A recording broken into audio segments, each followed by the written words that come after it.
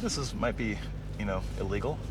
You know, when you're dealing with science and when you're dealing with research, you can't just hedge your bets on what's legal and what's not legal. I mean, you just do it. What about the and laws then of science? And you do it, and then you get the Nobel Prize, and then you say, "Oh, thank you very much."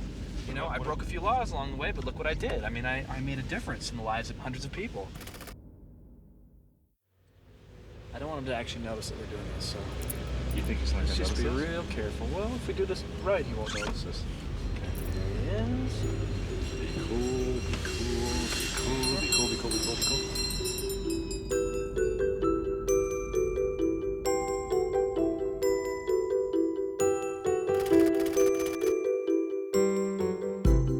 For millennia, the questions have been there.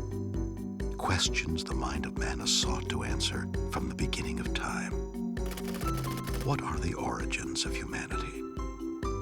Are we alone in this vast universe?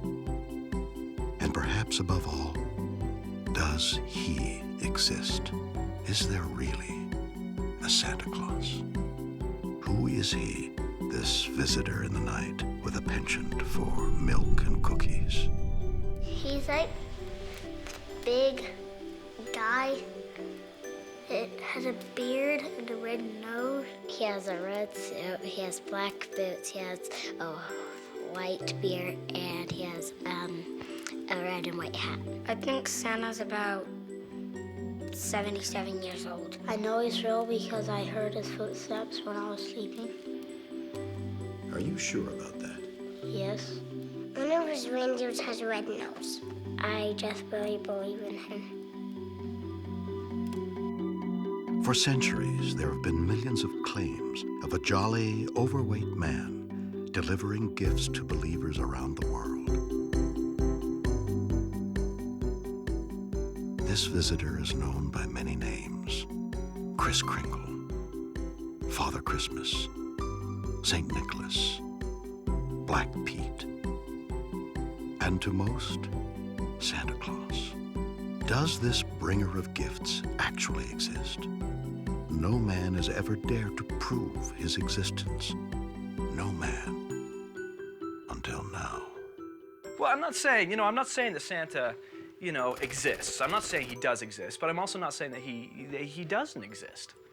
I'm just saying that I'm going to prove it, one way or the other. We're going to prove it. I'm going to do it. The clock is ticking for Dr. Lloyd Darrow. With only 30 days until Christmas, the founder of Tangible Evidence Real Discoveries works to prepare for a bold experiment that will take place this Christmas morning. Go to the tree. Darrow is determined to be the first man to definitively prove the existence of Santa Claus. So what we do is we use all the scientific elements that we have, modern science, modern technology, to acquire all the information that we can about whether Santa Claus does exist or whether it's just a ho-ho hoax. You know what I'm saying? Evidence of Santa Claus dates back thousands of years. One compelling artifact is the so-called Santa Papyrus. Discovered in the Valley of the Kings in 1921, it provides the oldest known evidence of the existence of Santa Claus. The idea that the Holy Saint Nicholas comes out of the Christian tradition is unfounded. It is much, much older. We have, for example, a piece that represents, without a doubt, Saint Nicholas. He has a red suit on and a beard, a long white beard, and he has an animal that stands faithfully by his side. The significance behind these historical finds is more important than the actual artifacts themselves, because it establishes absolutely mankind was recording visits from Santa Claus centuries before Western civilization. The Santa petroglyphs are especially interesting. These markings were made in 652 AD, long before the arrival of Christopher Columbus. With evidence accumulating from around the world, even skeptics are hard-pressed to explain it away as fantasy. Many are left to ask, who is this right jolly old elf? I think Santa would look very similarly to the way that most people do visualize him. He's tall, he's jolly, he's fat, he's red. Well, his clothing is red, white trimmed, ermine trimmed. He's got dimples, twinkles in his eyes, a white beard, which may be graying. He looks like what most people would imagine him to look like, but maybe a little taller. Okay, what do you think about this one here? I don't think it looks pretty real. The belt looks phony. How can you tell? Well, look at it. Looks like it came from a sweatshop. The boots look a little phony, too. Who's he working for? It says he's working for charity. Well, what does that mean? Well, I think they raise money for like homeless people and buying like clothes. You know, that just seems so fishy to me. We gotta get up closer when I see it. How tall do you think he is? About I think he's about 5'8", 5'7"? Yeah, there's no way he can make those strides. There he is. I want you to zoom right in on that belt. And if that's plastic, we've got a fake. Should we swing around again? Well, the first thing that really impressed me about Lloyd was his sense of conviction. You know, he doesn't let anyone stand in the way of his dreams. He just is so passionate. Doesn't matter if somebody calls him an idiot or says that he's wasting his time or it's illegal or whatever. He just sticks to his dreams. I just really admired that about him. If he knows when you're sleeping and he knows when you're awake, he knows when you're going to be looking for him, and there's no possible way that you're ever going to sight him. It's like a snake swallowing itself. It's the ultimate paradox. Nice try, buddy. Hi, doctor. I just have a quick question for you. I have a friend, and it's not me, who has very pointy ears. His ears are very pointy up at the top of the actual ear, maybe like an elf. Uh-huh. Yeah, I'm just wondering, you know, could you snip those off? Do you have records of those being snipped off? No, yeah, I'm quite serious, yeah. What we gotta do is focus in on the information that's the most vital and the most important. So it's a sifting process, really. I've gotta sift through more information than you can imagine is even possible. Then I take any bits of information that I think will support our theory. Things like the Haydenfield recording of 1973, the Christmas Eve recording, the famous Christmas Eve recording. In the winter of 1874, the Hayden family was enjoying a quiet evening together when eerie sounds penetrated the entire manor. Startled, Sir William Hayden choked on a bite of traditional fruit bread and died. The manor, believed to be haunted, would sit empty for decades until a seance was performed with surviving family members to put the spirits to rest. It was late on Christmas Eve, 20 years to the very hour of that ill-fated night. A wax recording of the seance has been termed the first documented evidence of a voice from beyond the grave. In 1973, a group of paranormalists revisited the recording and theorized that the wax cylinder had been mistakenly placed backwards on the recording spindle. With modern technology, they corrected the mistake. The results would shatter nearly a century of paranormal research.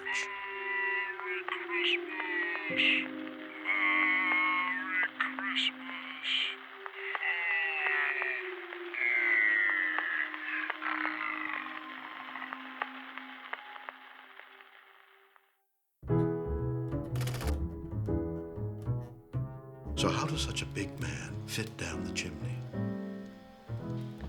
I think he can just, I don't know. I wonder that myself. Well, I think it's magic. He just goes like, sucks in. He probably is just kind of really, really good at sucking his belly in. But what if you don't have a chimney? What does Santa do when there's no chimney on the house? Well, he can't land on the roof, can he? So he's got to find an alternative landing grid. And see, that's exciting because that's what we're looking at, is these alternative landing grids are popping up all over the world. Following news reports of an unexplained sight in Yankton, Wyoming, Dr. Darrow sends one of the tiered team to investigate. Look, I don't believe in the Easter Bunny. I don't believe in Neither do I. Mummies, Sure. zombies, No. skeletons walking around, what have you. Well, okay, but what could make a indention like this? Yeah, it's bent right here at the very base of the stalk, you know? Do you have machines that could bend it like that? Well, a thresher, you know, without a threshing machine on it would do something like this, but I don't have one. You know, a cow's not gonna do this. I don't even have any cows. Are these cow tracks I'm looking at up here? No, those aren't cow tracks. These are reindeer tracks. And you can tell the difference? Well, yeah. Okay, well then how, I mean, where did the reindeer come from? I don't know, maybe like some kind of a circus coming through here, but why would a circus stop here in the middle of my cornfield? What are commonly known as crop circles, Dr. Darrow has termed basic alternative landing sites. Darrow's research purports that these landing sites have surfaced in crop fields worldwide, typically appearing in late December, and in virtually every case, they are located near a home without a chimney. Is there any way we can get above this and get a look down and get an aerial view of this? Because I think that would be really interesting. No, I don't have, no. No? Well, what, you want to bring a trampoline out here? Like, you'd have to have dropped a bevy of reindeer in here. So they came from the sky is what you're saying? Well, no, that's what you're saying. In your opinion, what could have caused this? You know, that's, again, like, I'm not Thomas Edison or nothing. Well, let me ask you this. Why would reindeer land here? For what purpose? I was looking at your farmhouse over here. I didn't see a chimney. Do you have a chimney or fireplace in your house? I don't got no chimney. I got central heating. Okay. You're suggesting that Santa Claus is making crop circles? Well, yeah, where else would they come from? Well, a lot of people believe they're made by aliens. Come on. You don't really believe that, do you? You came out here Christmas morning. Right. There was a sleigh indention in your field. There's tracks of about 8 reindeer. There's no way they could have gotten in here. There's not even any reindeer in this area, and you can't venture. And guess you just what stop made right this. there, okay? I'm not saying What you're trying to do is verbally back me into a corner. What are you afraid of? Look, I'm not gonna have a conversation like this with you. You can stay out here with the corn if you want. No, don't get like that. Wait, Ben. What was Ben I'll Martin stay out hiding? here, Ben. I'm not going anywhere. It seemed the closer Darrow came to the truth, the more people had to hide. Unable to secure an aerial view or a definitive statement, Clarence returned, empty-handed. Ben! I don't, want you to second guess yourself, even if I sometimes second guess you. Because, you have instincts that you should follow as a researcher. And my instincts tell me that if something's fishy, then there's a bigger fish ready to swallow that fish. Right. And a bigger fish ready to swallow that fish. And bigger and So bigger and bigger until you get a whale. It's like a huge shark. Like the biggest whale. fish. Whale. I don't even know if there's a fish bigger than the whale. Right. Well, whales aren't fish. Well, yeah, But I guess I am contributing right there. No, whales are mammals. They're not fish.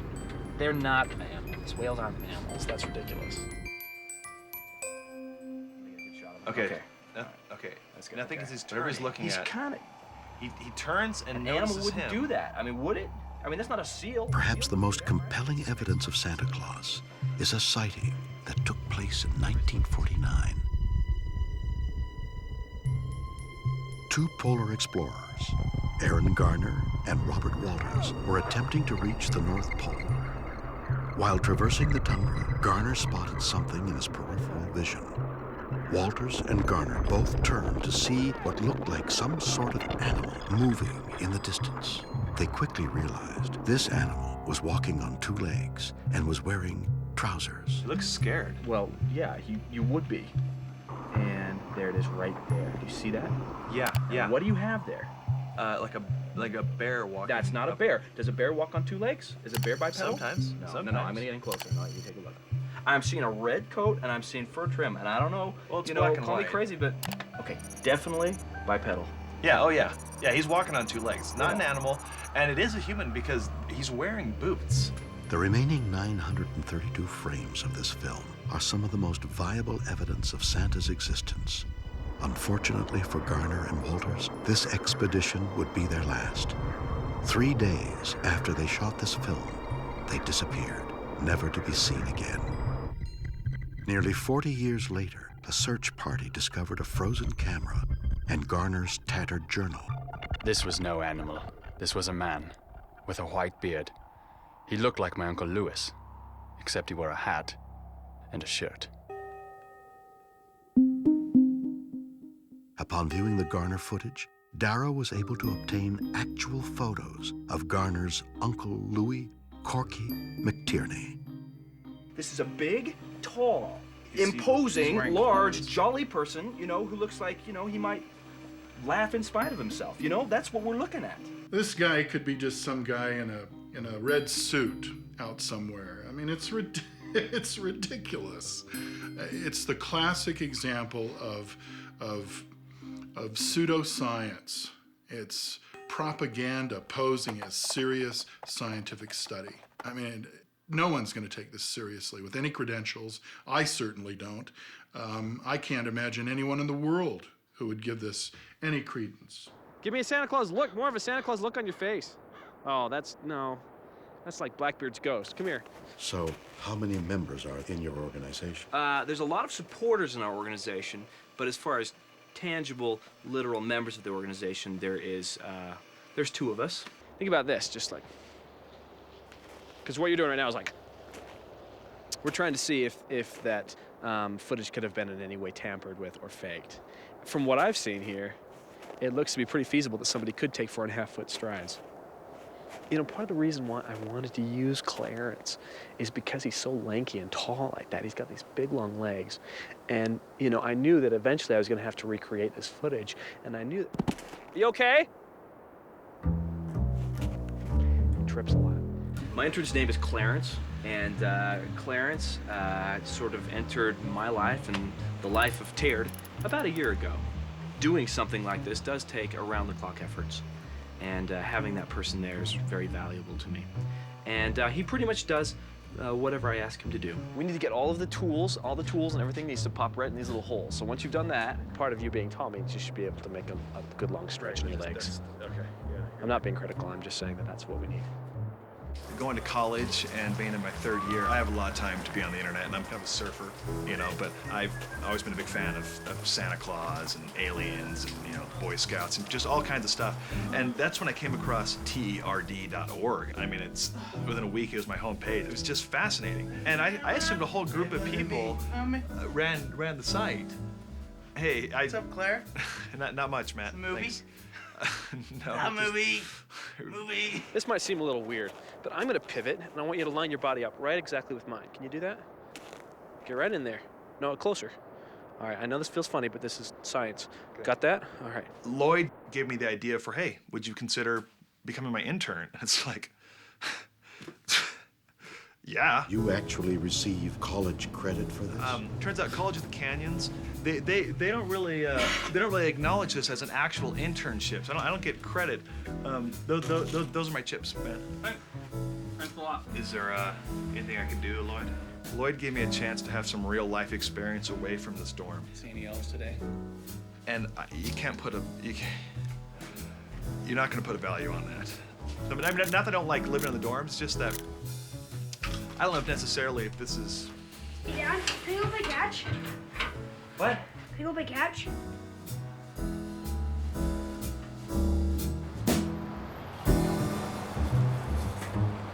Have you considered the effects this experiment may have on your children? My kids are a vital part of the research that I'm doing. Because if I've got good kids, I know I get a visit from Santa Claus on Christmas Eve. That's the theory, right? Well, he's kind of making us be good because he wants to make sure that Santa really does come for his experiment. And he's not being that tough on me, but he's being a little more tough on my brother. You know, in my mind, I've created a program that I like to call the 3 C's for my kids, which are chores, community service, and homework.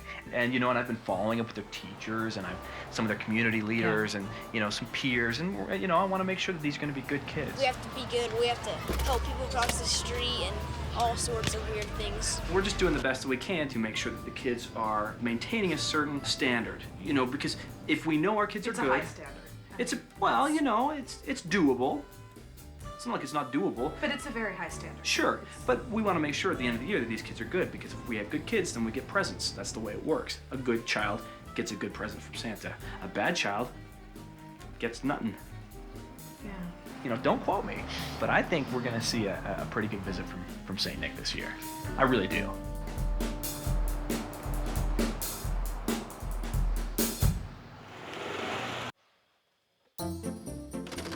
What are elves? What do they look like? Elves are Santa, the people that help Santa make the toys. Are really hard workers. They're watching you to see if you fight or lie or anything. A kid in Mrs. Sanders' class has pointy ears. They're tiny, they have pointy ears, and they have a green hat and a green suit. Some are big, some are little, some are medium size. They make toys. You know, the thing is, there's a lot of really crazy crap on television right now. And it's really hard for me, you know, because it discredits what I'm trying to do as a scientist. I mean, you turn on the TV at any given time, and you're going to see something about Martians, or you're going to see something about igloos or pyramids, or any kind of crazy thing you can imagine. And I'm trying to do, you know, serious scientific research here. So, you know, it's really hard. I mean, what am I going to do? Am I going to do a show about elf autopsies? You know? Am I going to do that? Am I going to be working on a dead elf? You know, it's crazy. So you don't believe elves exist? Well, of course they exist, but they're immortal. This was us in a restaurant. You can see the elves do actually use cell phones, and over here we can see them shooting a gun. So elves have, you know, needs like you and I do. You follow him around? I do. I follow him around, you know, discreetly, in a non-invasive manner. You're following him just because he's short? I don't follow him because he's short. I'm following because he's an elf.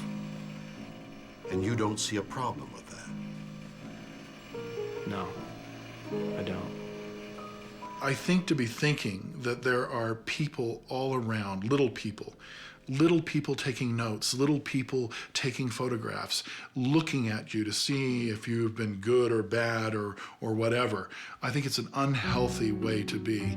It borders on paranoid schizophrenia to think that there are that kind of people around keeping watch over them. It's not healthy. Well, you know, from the beginning, my wife, she's been a tremendous support to me. She really has. I mean, just a huge support, you know, emotionally and also financially. Well, his work is really important. It's important to everybody. It's, you know, it's just, you know, important stuff. I mean, not work, you know, like in the traditional sense, like they're gonna pay you for it. You know? Here's $1 million. Is Santa real? You know, but you know, it's all right. We're doing just fine. Everything's, you know, that's good. His work is good. You know what they say, behind every great man is a great woman. Double chili cheeseburger combo ready? Well, it's just like Santa Claus, you know? There'd be no Santa Claus if there wasn't a Mrs. Claus. There just wouldn't. Yeah. Oh, whatever.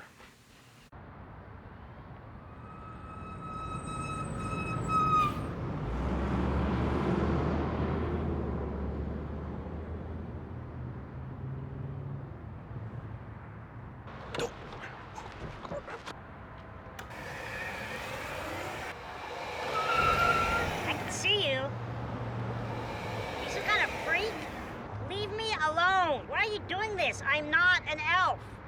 What? You've been following me for 6 months. No. Are you some kind of freak? What is your problem? You leave me alone. Who do you work for? I work for Softtech.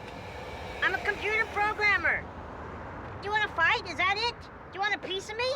Why don't you step outside and act like a man? Come on, let's go. I don't know what your problem is. Watch yourself.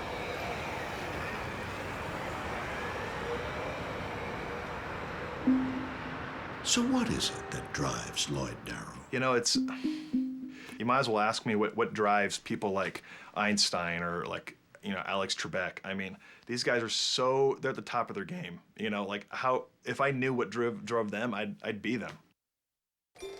Tell me, what was Lloyd like as a child?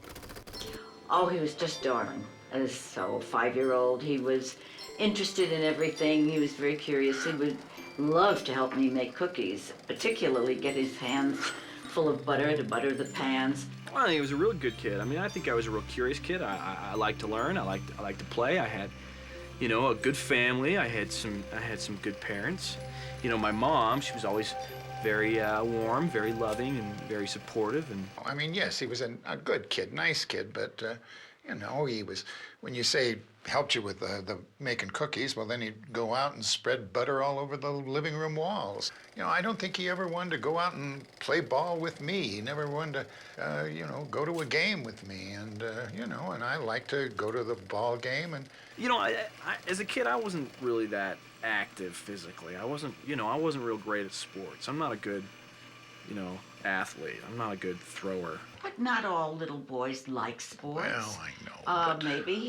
Maybe he's an intellectual, or will be. And then, you know, I had some experiences growing up that you know, that I probably won't go into now, but I had a few things that sort of made me really question if Santa actually existed. I think maybe Lloyd's obsession started when he was 5 years old. That Christmas, he wanted a robot. Your parents mentioned the Christmas of '72. Yeah.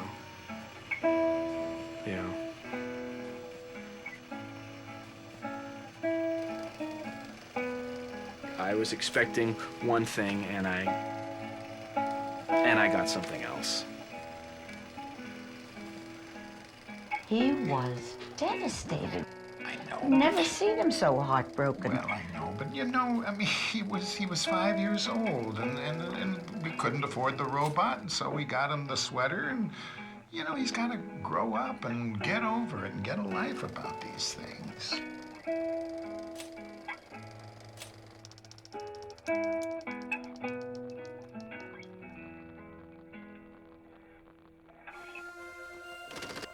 If somebody told you, hey, I don't believe in Santa Claus, what would you say to them? He's real. Every Christmas I hear his bell right before I go to bed.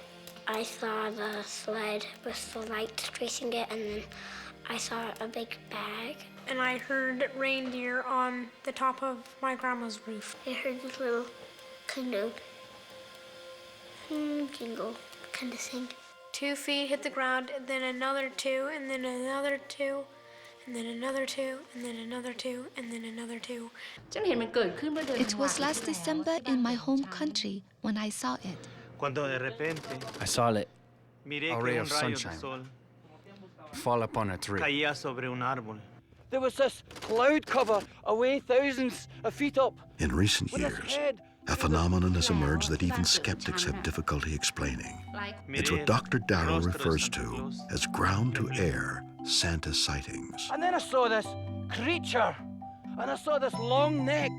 The strangest thing I heard was this, ho, ho, ho. So I thought, I need to get a photograph of this. Nobody will believe this.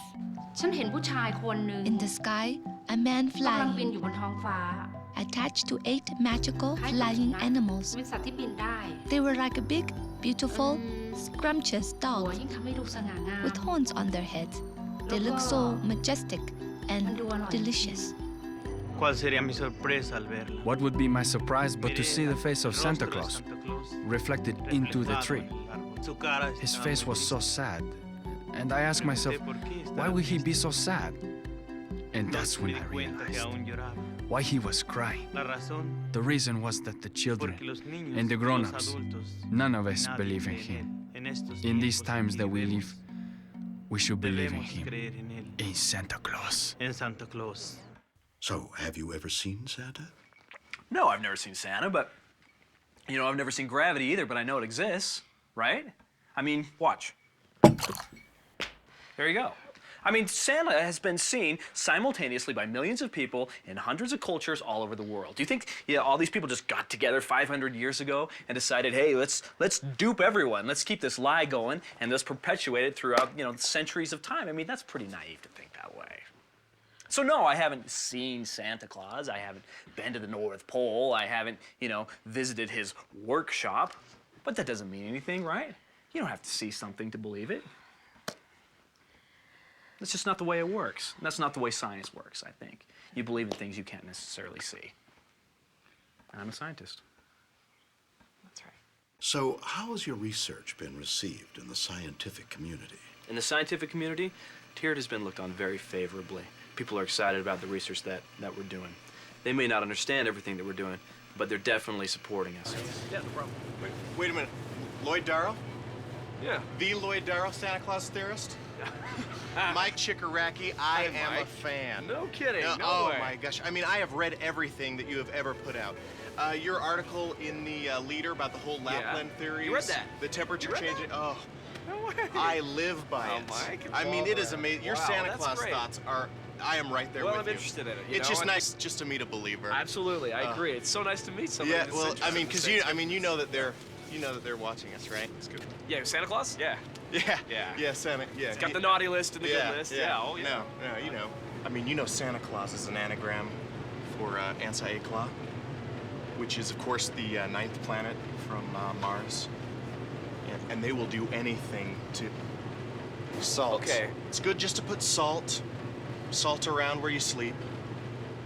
But hey, Lloyd Darrow, huh? Yeah. Santa Claus. Yeah, hey, you know, Mike, was it Mike? Yeah, Really Mike good to meet you, Chikaracki. Mike.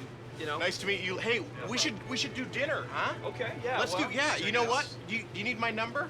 You know, I don't. I bet we'll see you here sometime. Yeah. I shop Thursdays. Lloyd Darrow, you are my hero, my friend. Lloyd Darrow, everybody. Ow! Lloyd. We're gonna wake up and there's gonna be nothing there. There's gonna be no toys, no presents, no nothing. Well, my dad works really hard. Probably not as hard as my mom, but I think he's probably gonna prove Santa Claus is real. With Christmas now 2 weeks away, Lloyd and Clarence set out to investigate what could be the holiday's largest conspiracy. Mall Santas. Who are these people? Why do they do what they do? And most importantly, who is behind them? Lloyd Darrow would stop at nothing to find the answers. Excuse me, hi there. I'm Dwayne Derzinski. I'm the mall manager. Hi, hello. How are you? Good. Actually, I'm afraid you can't do that. We just wanted to get a couple shots of Santa Claus, if that's okay. I understand, but you're not allowed to do that. I'm Why? sorry, because you have How not come? filled out proper documentation. Can I just ask you a couple questions about this man you have playing Santa Claus here? Right. Just Well, wanted- I don't know what you mean by this Santa. Is he indeed the Santa Claus, or are you lying to all these children? Hundreds of children. Thousands. Okay, no. All right, shop elsewhere, okay? What? Did someone tell you not to talk to us? Just tell us what's going on. That's all we want to know. Hey, What's going on? all right, that's enough. Okay, all right. all right. Okay. Turn that thing off. It's Turn it off. Okay. All right. All right, I'm gonna be completely honest with you, okay? Yeah? I'm telling you this for your own good. All right, this is bigger than you can imagine. It involves everybody. Department stores, shopping malls, chocolate makers, chimney installers. Okay, this conversation never happened. I'll deny it all. Lloyd and Clarence leave more convinced than ever of a conspiracy to cover the existence of Santa Claus. But the nagging questions persist. If there is a conspiracy, who's behind it and why? On a quiet evening in 1947, near the community of Roswell, New Mexico, residents reported seeing an object fall from the sky, crashing into the otherwise peaceful desert. The government refutes all claims of flying saucers, claiming instead it was a weather balloon. But the question still remains. Did the U.S. government try to cover up the crash of a flying saucer? Or was the cover-up actually a cover-up of something more? When I got to Col de Grade, I was just expecting to find a normal crash site, you know, parts of a plane, things like that. But when I got there, right away I'm realizing this is not your normal crash site.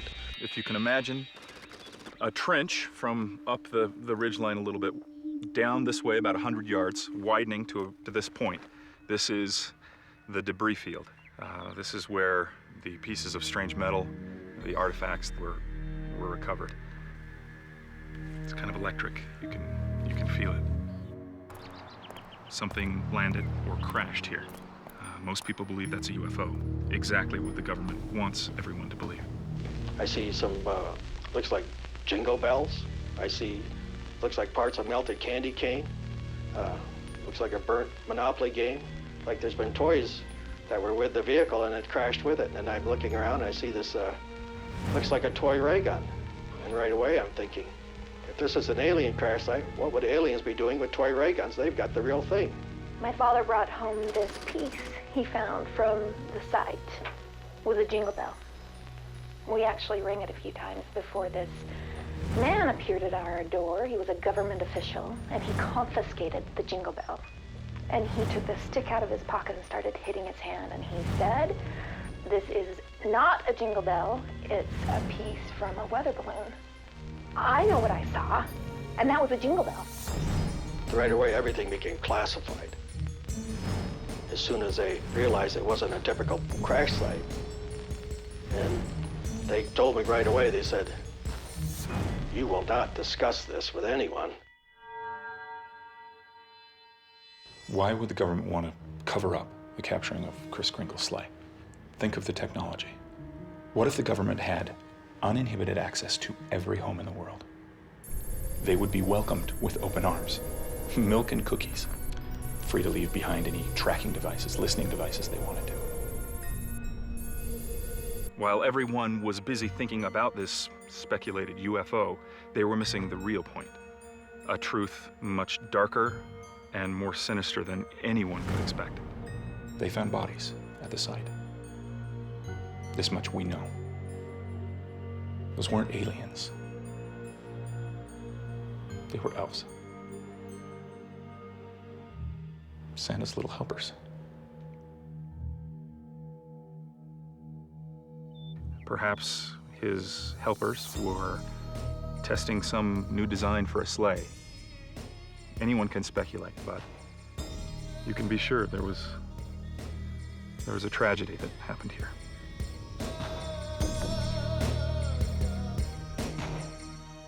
Okay, I'm going to show you something kind of interesting. Off the record, right? Camera's not on, right? Okay. This is so exciting. I want you to take a look at this. Do you recognize what that is? I had this on loan from Rebecca Howard. There are only 2 of them in existence. But as far as the US government is concerned, there are only 1. Do you know what this is? No. It's a bell. This is a bell that fell from the sky over Roswell, New Mexico. Now, if I shook it, you would hear a little jingle. You can't really hear that right now. But at one time it did jingle. And I mean, this is evidence right here of somebody dropping bells out of the sky. Now, I don't know about you, but most people don't drop bells out of the sky. There's only one person that would do something like that, and I think we know who it is. So it's exciting. You want to touch it? No, that's okay. Touch it.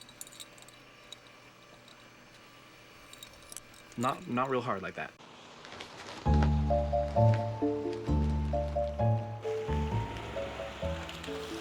A lot of people worry about us, you know, but they don't need to. There's gonna be some millionaires in the world, but that doesn't necessarily have to be us. You know? But you know, we're just like your average American family. I mean, we're a 2-income family, you know, and that's like what, twice minimum wage. Yeah, and her work brings home money. Mine maybe doesn't, but eventually, you know. Yeah. Oh, Barbara, she's sweet, and she just loves everybody. Have a good day. I mean, sure, it's a little bit extra work at home, you know, like cleaning up and going to Burger Supreme, you know, back and forth, double shifts and things. What's everybody doing today? What do you got going on?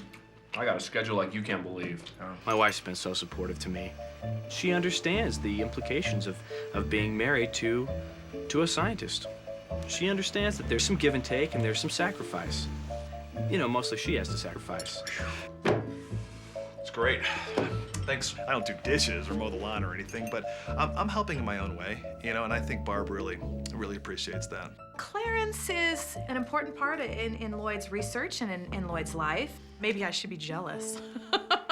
All the time they spend together, you know, morning, noon, night, holidays, weekends. You know, they're very close. Once when Barbara watched us working, Lloyd and I could tell she was crying a little bit, and that's, I don't know, that's just really sweet.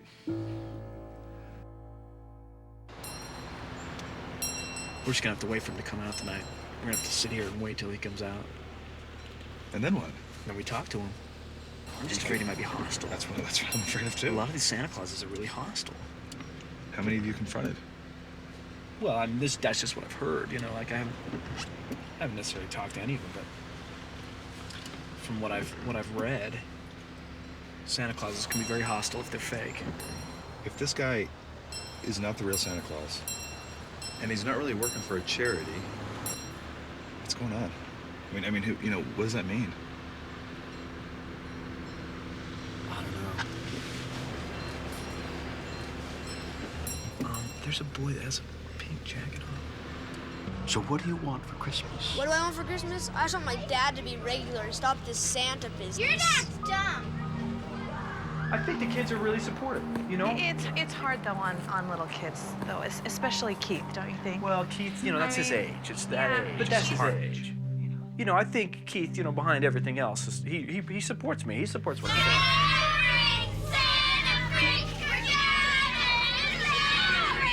You know, with kids teasing him and finding out what his dad's doing, I mean, it's difficult, but it's fine. It's fine. He'll be fine. He's a tough little kid. He's a good kid.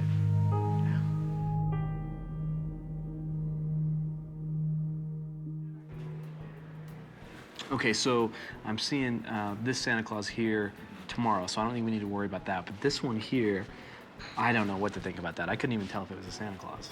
You know what I mean? It looked like a homeless person. I can't tell the difference. Well, a lot of Santa Clauses, I think, are homeless people that just work during the holiday season. I like to meet with Clarence fairly regularly, just to kind of touch base. We talk about a lot of different ideas that we have, make sure that we're sort of on the same page. It's kind of like a brainstorming session, except that I come up with the most of the ideas and then I just give them to Clarence. You know, with Christmas coming up really quick on us, it's really important that you know, we make sure that we're looking at everything and that there isn't anything that we haven't tried yet. Right. I mean, it's just that we've tried a lot of things that haven't worked out yet. Well, yeah, but I mean, that's part of the process. I mean, we have to fail a little bit. I mean, it's like Einstein was saying that you know, it took him 1,000 tries just to make a light bulb. You know, and you know, my dad used to always say that too. You know, you have to fail a few times before you can succeed. Right, except I think that was Edison. No, it was my dad. Excuse me, sir. Yeah. This card is not going through. Did you swipe it? Yes, I swiped it. Can I swipe it? So. I'll be back in a sec. At this point, do you feel confident you'll be able to prove the existence of Santa? Oh, I'm totally convinced. 100%. What makes you so sure? Well, just look who I'm working with. I mean, Lloyd is, he has his act together. You know, I mean, he's a problem solver. You know, anytime we have any kind of obstacles come up or any problems, there's not anything that comes to us that Lloyd can't figure out or find a way to. It works. I don't know what she's. Do you have like $10? Yeah. It's not a big deal. What's that? Your friend at the counter wanted me to give that to you. He's gone. Thanks. Have a good day. Lloyd. Stop before someone gets hurt. I've got information. Alpine Motel, room 204. Come alone. Wired with a hidden camera and microphone, Lloyd cautiously makes his way to the Alpine Motel, room 204. Here, Darrow would come face to face with a man he would later only refer to as Deep Snow. Come on in. All right. Sit down, Lloyd. Okay. Are you alone? Yeah. They know about you, Lloyd. What? They know all about you. Who does?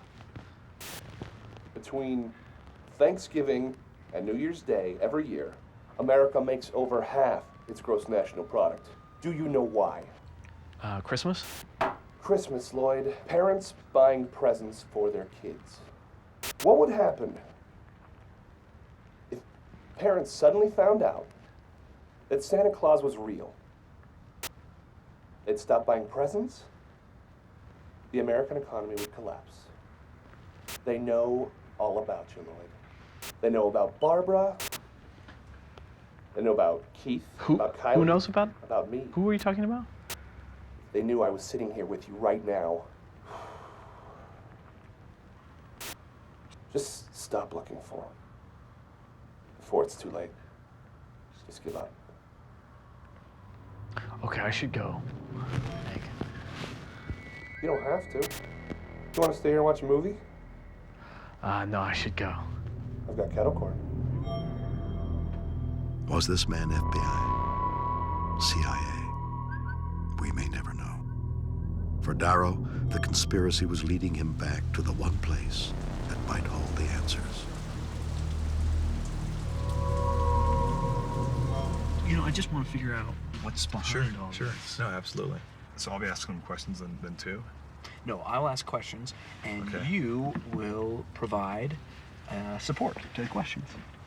In the form of support, just support. You're going to support me. But I won't actually be talking. No. Okay, here he is.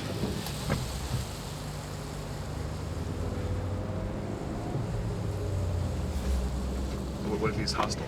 Hey there. Howdy, how you doing? Oh, good to see you. Hey.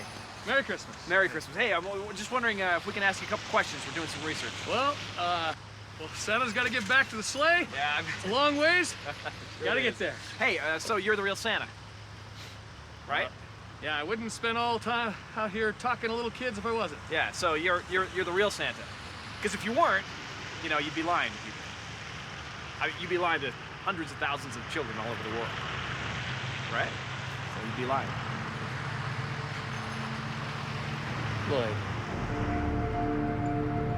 Lloyd Darrow. 3859 Millard Street. You went to Glacier Elementary, Laker Junior High, and Canyon High School. I did. Lloyd. It's me, Bill Whitmore! No. Lloyd! Holy smoke. Oh! Holy cow. You remember high school? Yeah, of course. Yeah, this is, wow. Okay, this we is loved UFOs back. Oh my gosh. Oh, do you remember that time? Oh, I'm sure I do. We followed around our science teacher, Miss Anderson, for 30 days because he thought she was an alien. She had this fake eye that would pop out. Dude. We were so into that stuff. Yeah. What a bunch of losers. It's good to see you. It's so good to see you. You're funny in that suit. Oh my. Wow. Well, I'm a lawyer. I volunteer and stuff. Okay. I'm a partner at a firm, and we just take partner. turns every weekend. What are you up to? Well, we're doing the Santa Claus. Well, I'm doing some research, and I do a lot of research, and I just keep myself busy, and, you know, but it's so good to see you. And you should call me. This stuff happens at the weirdest times. Yeah, okay. Sure. Okay. All right. Bye. Clarence, go get in the car. Lloyd. Yeah, you too. Happy holidays.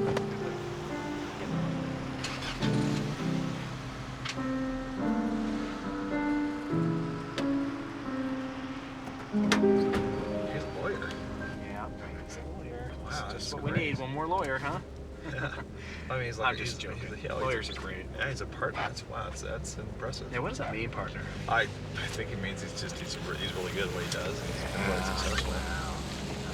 Success is measured in a lot of different ways. Right. You know? Like for him, it's being a partner.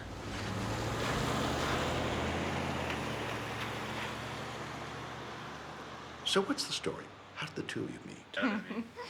Well, I just, you know, I saw her on campus, and I was a student, and I just saw her, and I knew there was something about her that it was a kinship, really. Well, the first thing that Lloyd ever said to me is as I was walking on campus, he came up to me and he looked me straight in the eyes and he said, "Do you realize that we never landed on the moon?" Which I know it seems like a funny thing to say, but I just who knew says that she. I just knew that she would, know that we did not land on the moon. That was a complete conspiracy. I was Total completely, blown away by that somebody had these sorts of thoughts. Yeah, and from then on, on I a university couldn't campus. leave her alone. I wouldn't return his phone calls, but he kept calling. You know, he'd send flowers. I would send the flowers back, and he would send homing pigeons. I mean, he was really creative and very persistent. A lot of my friends said, "Oh, he's stalking you," and we laugh about that to this day. You know, she was engaged to somebody else who I don't even, and Brett. that was obviously Yeah, Brett. Yeah, and that was obviously a wrong. That was a bad move. Really, that would have never worked. I don't think.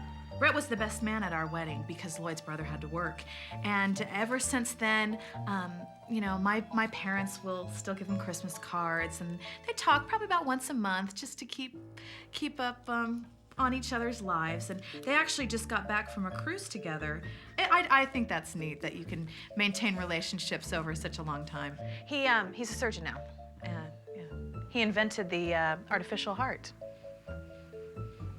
Well, it's not the heart. It's like a little valve on the heart. It's Well, like you know, but it's like saved. a heart helper. It's not like. Yeah, but still, it's saved like thousands of lives.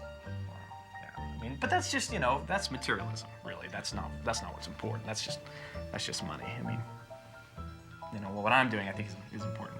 Oh yeah, it definitely is. Definitely, groundbreaking.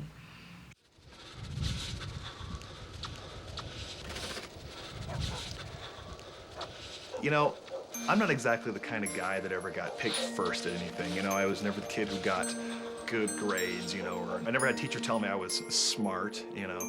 But Lloyd's gave me a chance to prove myself. And what I'm going to prove, I don't know. But I'm gonna prove something.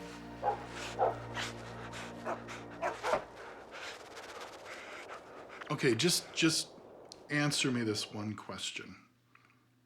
How in the world can one guy visit every house in the planet in one night?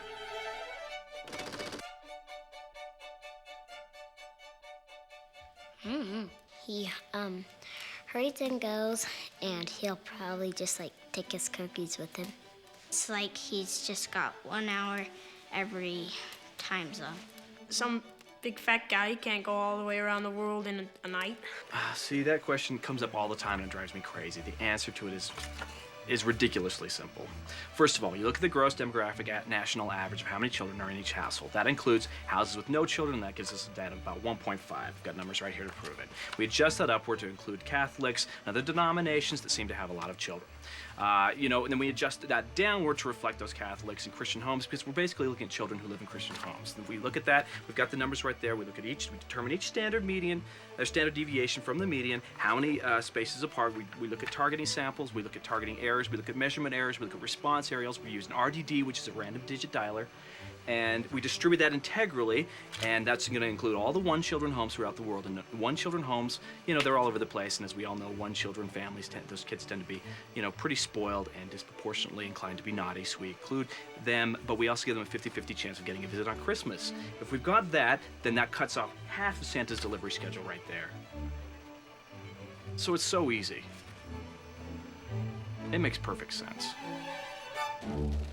It's a few days before Christmas. I've just been coming up here each night. Lloyd has been coming up here for not very long, for about 3 or 5 hours, depending on, I don't really know, depending on when he tells me to come back down, just sort of doing some reconnaissance, just doing some research. What exactly are you looking for out here? Lloyd knows, I mean, you know, Lloyd, he knows why I'm doing it. He hasn't really told me why. Hey, kids. All right, that's all right. All right, kids. Hey. These kids keep coming back with snowballs. God bless them. They're just, you know, these good kids. They're just kind of the Christmas spirit, you know, festive. Frosty the Snowman. That sort of thing. Hey, now, hey, shut up and go home! Shut up! You know, what I'm doing is important, and I think it's kind of hard to understand. I think some people might be in awe. How does Santa get around? With a sleigh and his reindeer. What are his reindeers' names? Rudolph, Donner, Blitzen, Dancer, Prancer, Comet and Vixen, Comet, Cupid, Boner, Dixon. I don't know all of them, but I know one, Rudolph the reindeer. Curious about Santa's mode of transportation, Darrow and his team decide to conduct an in-depth, hands-on experiment. If I could get close enough, I would love to actually, you know, get my hand up inside of their fur. Yeah, I don't think you should do that. Well, just listen for a second. I mean, look at that, the one with the big horns.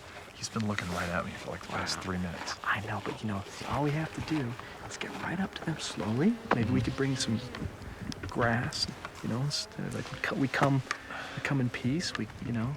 And give that to them. I just don't think that's a good idea. Put our hands up there. One, you know, I read in the newspaper once about this guy who got gored by a reindeer, and it wasn't he.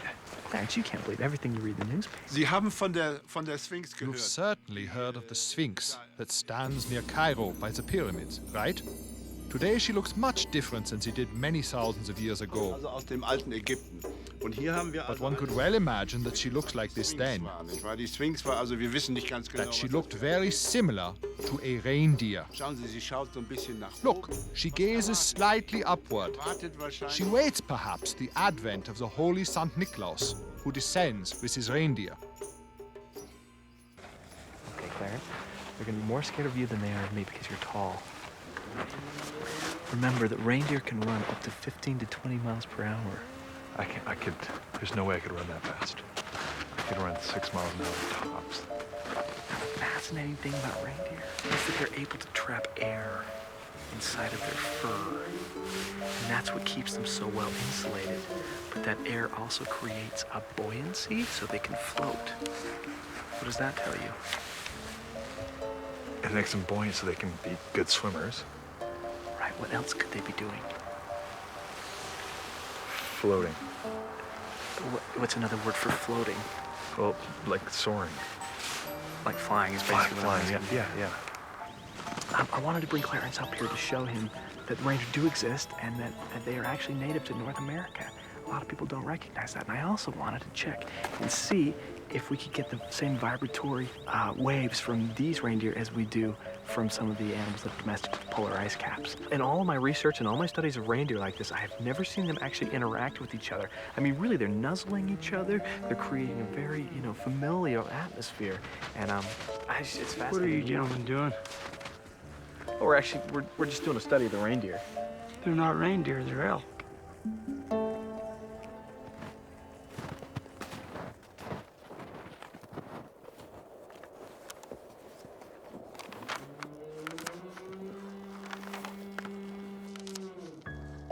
With less than a week until the final experiment, Lloyd and Clarence received their first attention from the local media. They approached this interview knowing it could spell the beginning of an onslaught of international media coverage. We'll both be talking, right? I mean, like, they'll ask me questions too, right? Sure, but why don't you just plan on backing me up a little bit? I'll talk. And mostly you just, nod and Nod on the radio? So you went out there? Yeah. You saw that dude out there? You didn't do it again. You better not have done this again to us, Kate. No. Hey, from the information I got, this is 100% legitimate. Yeah, how do you not seem nervous going on the radio? I don't know, shoot, I've done this kind of thing so much. Have you? Well, no, but I mean, like, I've done it, I practice a lot in the car. Yeah, see, I've never practiced. Sometimes when I'm in the car, I'll listen to a radio program and I'll hear the guy talking and he'll be interviewing someone else, but I'll answer the questions like he's talking to me. You know what I'm saying? Like, even if it's something I don't know anything about, I'll just... Gosh, I've never done that. You should try it. Lloyd Darrow. This is his first radio interview. Nut job. Why are you laughing? Is the radio on in the phone? No, I don't think so. Okay. No, it's not. Yeah, somebody wants to tease me. Hey, they want to make fun of you a little bit. I've been teased before. Sure. I've been called Four Eyes and, Bold and stuff. No one's really ever teased me about that. Oh, I just didn't think they would. I'm just saying it's probably this. People say stuff, I'm not. Well, anyway, it doesn't matter. Yeah, it doesn't matter. I mean, people call me stuff, so I don't see how that's a big deal. Like too tall. This is how we're gonna finish off our ratings period? You can't judge a book by its cover. All scientists you've got the are website. quirky. We're not Oprah. We can't give away cars, but we can give the kids hope. Okay, what's his name again? What's his name? Shut up. Do you really think I'm too tall? Well, you got to remember I'm average height. I'm an American average height. How tall are you? 5'10". That's the average height for a full-grown. Really? Anything beyond 5'11" or 5'12" is considered in most communities, freakishly tall. Really? This is How just are my you? Nice to meet you. Oh, nice. Yeah, hey, sorry. You're Clarence? Clarence, yeah. Clarence. Nice to meet Lloyd you. and Clarence? Should I just take my hat off and everything? Just come on in? Oh, yeah, you can make yourself at home. Okay. Yeah, sure. I'll holler at you. Okay. Is that the guy? He sounds just like the guy. Yeah, he does. Yeah, wow. Now That's I'm so nervous. cool. This interview, like it's this huge deal. Like, You do what? Yeah, it's on their webpage. It's like huge letters, like exclusive live radio interview, and they're all excited. You're kidding about me. it. How do you Tell say his his name? Okay, Lloyd. okay, no, we're on. We gotta go. Sorry, okay, I'll go get him. Darrow or Darrow or okay, they're coming into the studio. Come on in, guys. Hey, Hello. fellas, how are you? Good. Just go ahead and grab the microphone there as Casey's opening up the door. All right. Now you're Touchy, so you Lloyd, gotta talk right? right into I'm it. Lloyd, yes. Lloyd? Yes. Okay, now you are the founder Correct. and CEO of a. Is it a club? Do you guys have a secret handshake? Oh, no, it's an organization. It's called TIERD. Stands for Tangible Evidence Real Discovery. Tiered. TIERD. T-E-R-D. Tiered. Yeah, right. You understand that there are some people who could take this as turd. It's the turd guys coming in. T-E-R-D. Lloyd, are you a scientist? I am. You're I a am, scientist. Yeah. Now, what kind of background do you have? Your credentials as a scientist? I've been sort of a sort of student of the world. Do you have a degree? I have an associate's degree, yeah, from Polka City College. From what?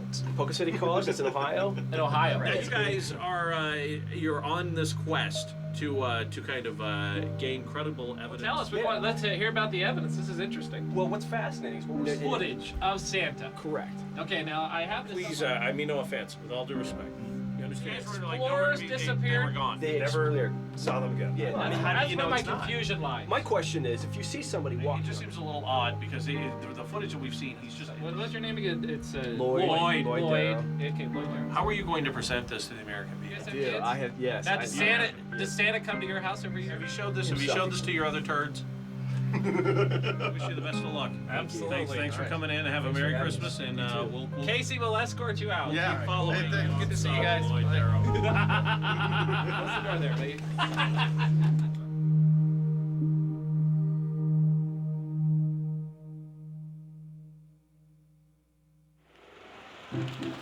With just a few days until Christmas, it is time for Dr. Darrow to move into the final phase of his experiment.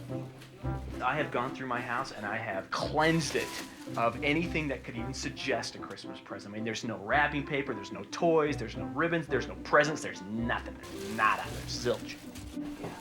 You know, she and I, we talked a lot. Barbara and I talked a lot about We've talked a lot about it. about, you know, that was going to be our plan. And she's been so supportive, and she's been really great. And you know, there's going to be some presents there that I'm not responsible for. She's not responsible for. Yeah. Ah, there you are, sweetie. It's time. Okay, Daddy. Thanks. Do you need any more help? No, I'm fine. I'm all right. Hey, sport. Hey, Dad. Hey, guys. Hey, listen, we gotta pack up the game. What? You know why we talked about this. It's the Santa project. You need to help me. Dad? What, Keith? I gotta go anyway. Yeah, same here. See you, Keith. This is stupid.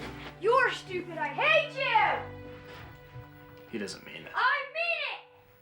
I have to do it. If there is any contamination of this test and this experiment, then you know I've got to start over.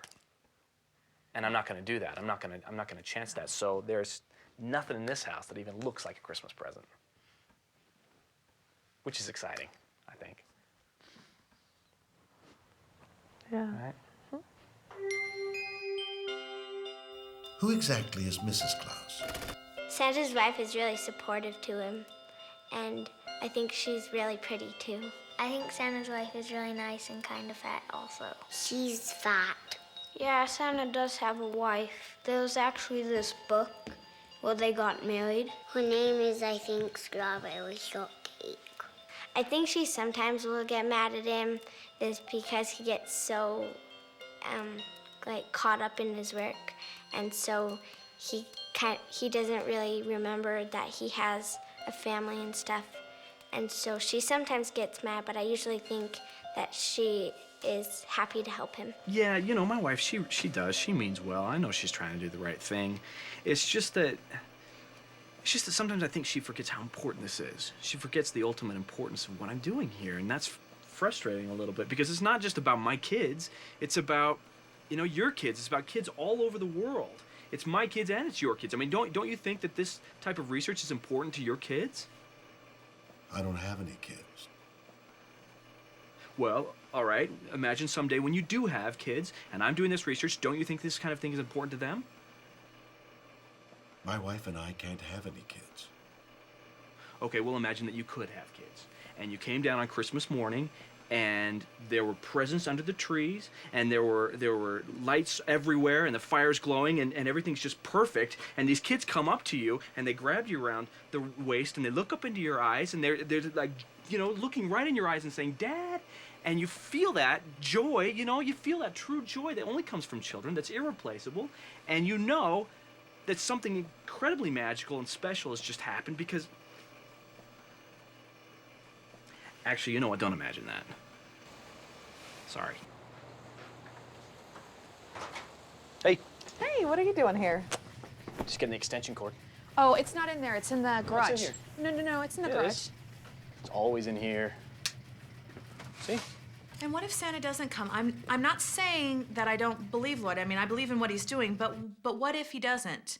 You know, I'm trying to be a good mother, and I just couldn't bear it if my kids and I walked downstairs Christmas morning to a house full of no Christmas presents. What's this? What is this? What's what? Oh, that's just it's just. I thought we talked about this. Well, we did, but hun. You know, especially awful for Keith because he's at such an impressionable age right now, and he's really angry, and it's difficult for him, especially when the kids at school are calling his dad a psycho and a Santa freak. And, you know, it's really hard on him. You know I don't like it when my friends call him that either. You have no faith in me, do you? Honey.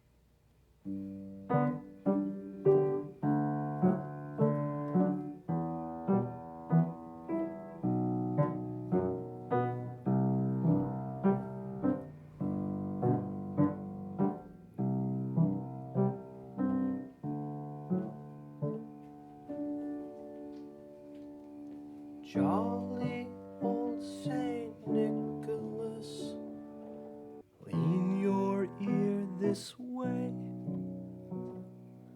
Don't you tell a single soul what I'm going to say.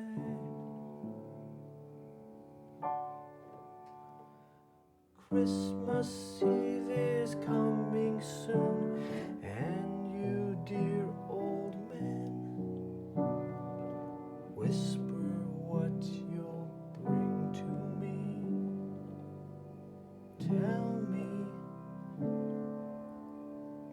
if you can.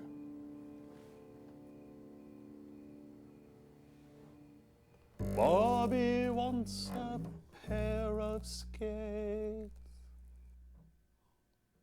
Susie wants a sled. once a picture book, yellow, blue, and red. Now I think I'll leave to you what to give the rest. Choose for me, dear Santa Claus. You will know the best.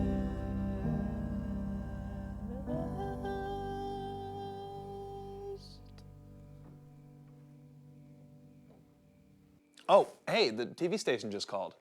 I think they want to do an interview. He appears all over the world this time of year, giving gifts and spreading Christmas cheer. But is Santa Claus really real? One man is going to find out. Dan Hurry, Rascal Clarence, is live. hurry! Professor Lloyd Darrow. Did I miss anything? Wait, what's he been on? Thanks a lot, Ron and Debbie. You know, pretty unusual Christmas story we have here. Dr. Darrow actually plans to prove that Santa really does exist. So let's get right to it. Really, it's been a goal of mine to track Santa Claus for 10, 15 years. This is the year. I mean, if we don't figure it out this year, then we never will. Of all these Santas here, I think this one looks to be the closest to the Santas that we've seen in our footage. My family is incredibly supportive. And Barbara, and Keith, and Kylie, this isn't just my Christmas, this is our Christmas. And you guys have made this possible. Professor Darrow. So you're still married? Oh, absolutely, yeah.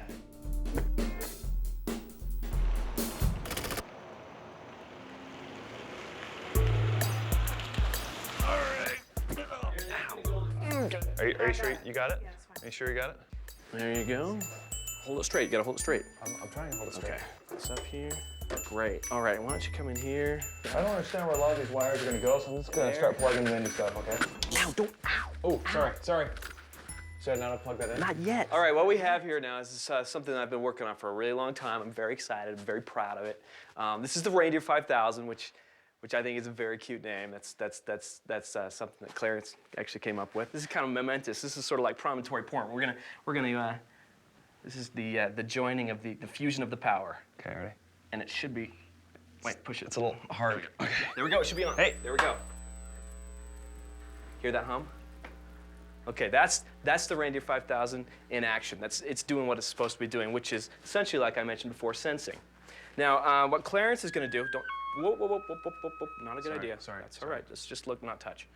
We've got, this is sort of clever too. We've got all 8 of the reindeer here, and a different sensor for each reindeer, which is kind of exciting. So you got Dasher, Dancer, Prancer, Vixen, Comet, Cupid, Donner, Blitz. We've also got one for Rudolph, but that's sort of just a joke because obviously that's just a song. Each one of these is extremely sensitive and is providing us with the data that we need in order to record not only if somebody's landing on the roof, but the weight of it, the speed and velocity of whatever it is that's landing on the roof. Let's say a comet were to land on the roof. It'd be fairly obvious to us because, you know, we would die or whatever. But if something relatively light landed on the roof, this thing is sensitive enough to pick up what it is, how many of it is, and maybe even what it's got in its pack. You know what I'm saying? Okay, Clarence, ready? There it is, there it is. Look, we got it. So it's working. You all right? Yeah. Okay, good. This is going to be our cookie cam. I am going to aim this right at a plate of cookies and milk that we're going to have out tonight. And of course, the cookies are going to have a sensor. So if the sensor goes off, not only have it recorded here, but whatever triggers that sensor, it's going to be recorded right on here. We're going to be able to see the whole thing. You know, just seeing all this stuff come together, it's just so exciting for me because I feel like, could you turn that down a little bit? Oh, I'm sorry. I just feel like this is really, you know, this is like the fruition. This is like the apex of my, just down a little bit. Sorry. Sorry. I feel like it's really the culmination of what I've been working on for so long. I mean, it's not just this year. It's been years and years of thinking and working and sort of, you know, experimenting. And I feel like tonight is the night when I can finally lay back and say, okay, it's going to happen. These things are going to pick up. They're going to read. We're going to get the data. We're going to catch. Lloyd, what happens if these stop in the middle? What did you do? This is it. You did it? We did it. You did it. You did it. No, you did it. Come on. You did most of it. Well, you're right. I did. Yeah. But you helped. Yeah, we did it. So, all right, buddy. All right. Okay. Cool. That's good. Cool. Okay. Okay, we're good. This thing's telling me not to exceed 120 volts. In the waning hours before C-Day, That makes me a little nervous. the Darrow home is abuzz with last-minute preparations. Right about 110. Okay. For Lloyd, it represents the culmination of his life's work. Every single one of them. It's Christmas I Eve. got a patient connection. Patient connection. And they're calibrated? I don't know. Look at that. I'm sorry, they're not calibrated. Okay, well, this is just, it's just stuff you gotta watch out for. Okay. Okay. I'm sorry. It's just gonna script the sensitivities, all I'm saying. I said I'm sorry. and I Yeah, said, well, no, it's fine. Excessive intensity. We don't need that. You know what I'm saying? If we get this thing too intense, there's no way it's gonna. I don't think we're gonna have any problems. Well, you don't think so, but you gotta be careful with stuff like that. What are you getting? You getting a readout? Yeah, everything's pretty consistent. All right, well, simulator 1 is on. Get some unit meter 1. That's working. That looks good. You get a readout yet on the sleigh bells? Everything's consistent. We're good. Okay, I need some cookies in here. All right, simulator 2. I need some cookies in here. That's nice. And I'll get that. 11. Good. This is good. All right. Thanks, sweetie. Thank you. All right. Ooh, this is good. All right, let's get the sensors. Pop a moon. And there we go. We got it. All right. This is it, guys. This is the night. This is the night. This is what we've been waiting for all year. I'm so proud of you. I think this is gonna be, you know, the Christmas Eve we'll never forget. I really do. No, don't do that. You kids, you've been so great, honestly. And honey, you know, you've been so supportive, and Clarence, and you know, I know how much I've put you guys through this year. I do, and I just want you to know that if by chance nothing happens tomorrow morning, I mean, you know, I'm not saying that it's not gonna happen. I'm just, if by chance that, I don't know, there's no presents or nothing's in the socks. Come on. No, I mean, what kind of talk is that? I'm just saying, either way, this family's gonna have a Christmas. I'm gonna make it up. Honey, he'll come. Okay. All right. Thanks, Dad.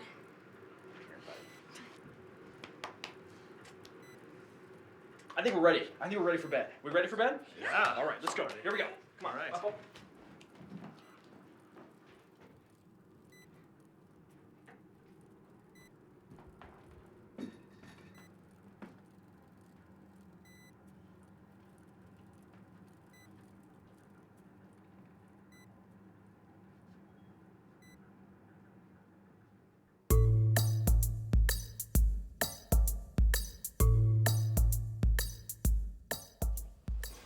You all tucked in here?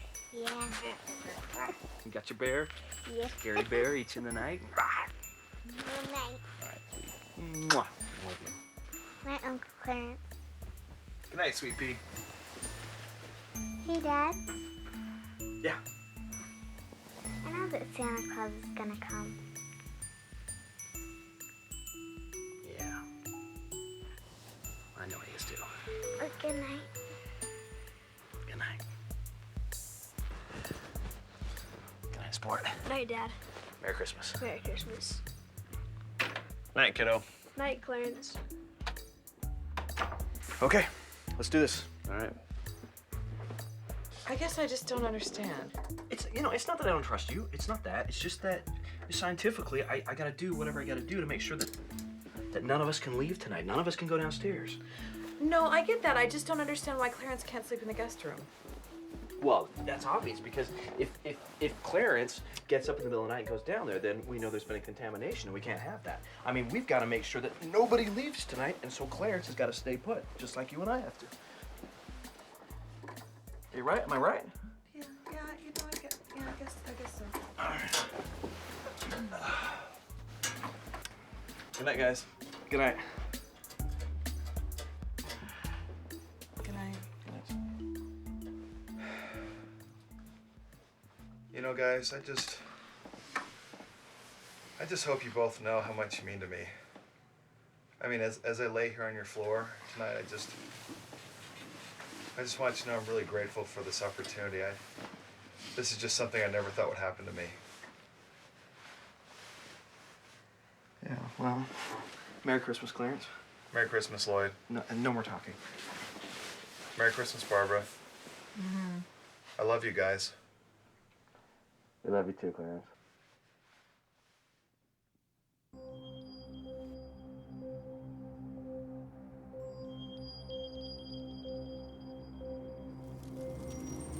If he knows when you're sleeping, if he knows when you're awake, he knows when you're gonna be looking for him. Gotta grow up and get over it, get a life about these things. supernova phenomenon. We don't figure it out this year, then we never will. Exactly what the government wants everyone to believe. This conversation never happened. They're watching us. I thought we talked about this. We did, but I'm not an elf. We will not discuss this with Don Nicolau. Barbecue venison. Watch yourself. search now. You have no faith in me, do you?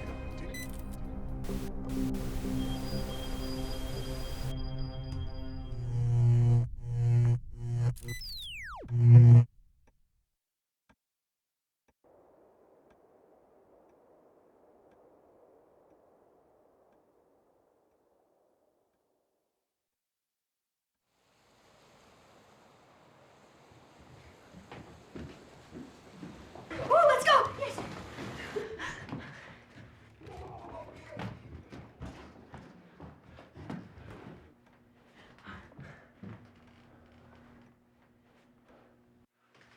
Why are those off? I don't know.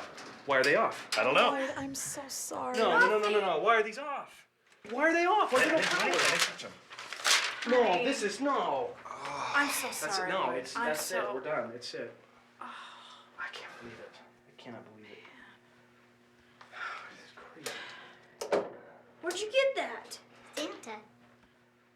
Santa?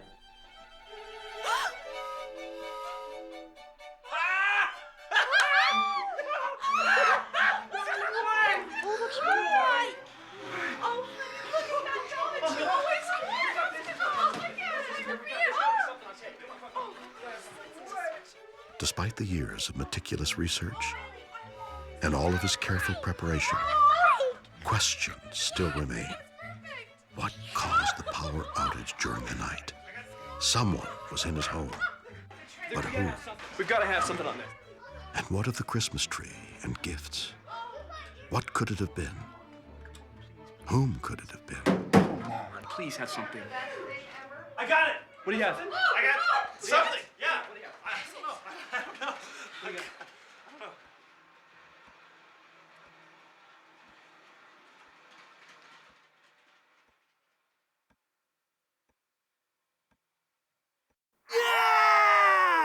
I know who it is. Do you? Up on the housetop, reindeer paws out, jumps good old Santa Claus down through the chimney with lots of toys, all for the little ones. It's a Christmas feast. How's this look, huh? Clarence? Thank you. Merry Here Christmas. you go. Merry Thank you. little Weedy, you've outdone yourself. You're amazing. Good work. Where's Kylie? She's here. Just a minute, go. Dad, look what I found under the tree. Hey, what's this? Oh, who's that from? To Dad from Santa. Oh. Uh-huh. Let's see what's in here.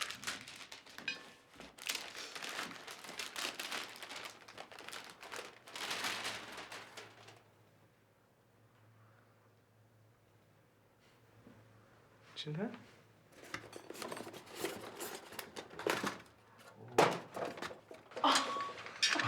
Wow. Take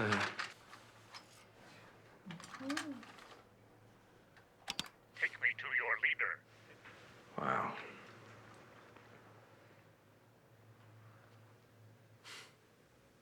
Hey, could you pass the corn? Yeah.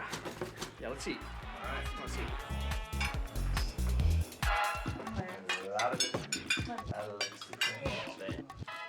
Hey, Dad. Yeah. Can we go throw the football after dinner? Yes, we can. Okay. Down through the chimney with lots of toys, all for the